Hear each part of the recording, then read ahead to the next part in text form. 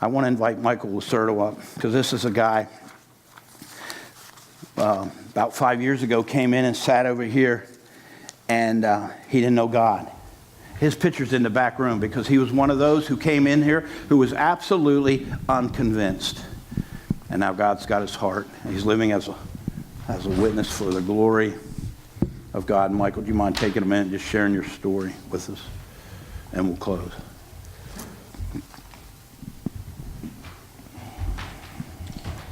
Well, as I said in the first service, I'm not used to looking at the church from this direction.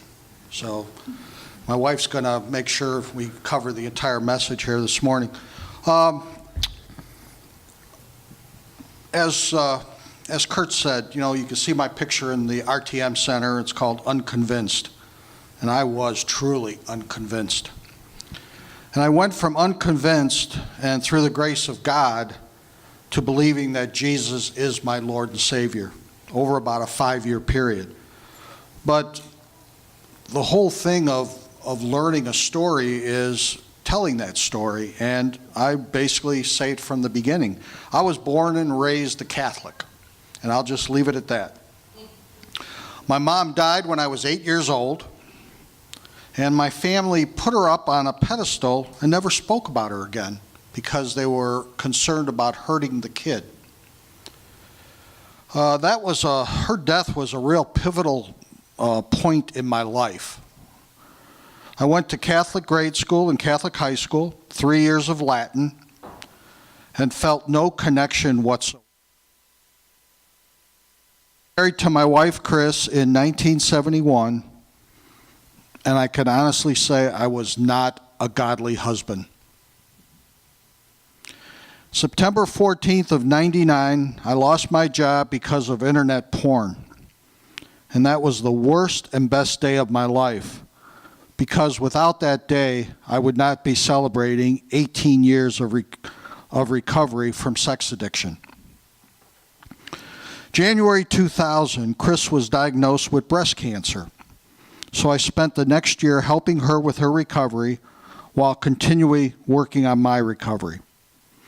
I believe that God put that disease in our life for a reason, because without the cancer, our marriage would not have survived, and we would not be celebrating 46 years of marriage. 2006, I spent 8 months and about 850 hours of my life working on a documentary called Many Paths, One Source. And we interviewed over 40 faith traditions on how to get to God. And so how can Christians have the only way? There were so many other ways that I heard about. I was very, very unconvinced. Catholics have to go through a priest to talk to God in confession, and recovery has a higher power, which I called God, and I had this direct connection. I could talk to God directly, no intermediary at all. And that documentary told me how many different ways there were to get to God. So just totally confused. And, I first came to Stillwater about 5 years ago, and I really felt at home when I walked in this building. And I was getting ready, Chris and I were getting ready to join the church, and Kurt asked me, do I believe that Jesus is the only way to the Father? Whew. That really got me. I didn't know where I was or who I was talking to or about. And then I always say that Kurt sent 2 of his henchmen to have coffee with me. And these were 2 great guys. Travis, who's still a very close friend of mine and was an elder at this church, and Dale. Great people.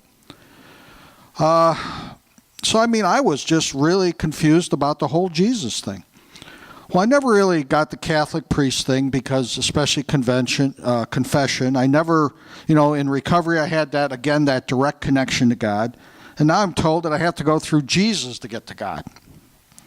Well, finally, after about 2 hours and a couple of cups of coffee, I had this God moment. And I realized that Jesus is God in the flesh. And that's what I know Kurt's been talking about that over the last couple of weeks. So I would really stop dealing with all these semantics, and that's all it was for me, that Jesus is God. And I became convinced. I got baptized at Hurricane Harbor in a wave pool. Interesting way of doing it. And went on a mission trip to Ecuador. And you talk about faith, going up a river in the dark, not knowing where you're headed. Whew, that was a God thing. And I was blessed to have Kurt as my buddy, so I always call him Buddy from then on, for that 10 days being in Ecuador. And now I can honestly say that I am convinced that Jesus is my Lord and Savior, and I am bought in. And Chris and I are truly blessed to have Stillwater as our church home. And being a member of a church is so much more than just attending weekly. It is about helping out, using our talents, being part of this church, and doing everything that we can. And you can see I greet on Sundays, which we need some more greeters, by the way. So please step up if you can, and shooting the weekly message. So thank you for allowing me to share my story with you, and we are truly blessed to be part of this church.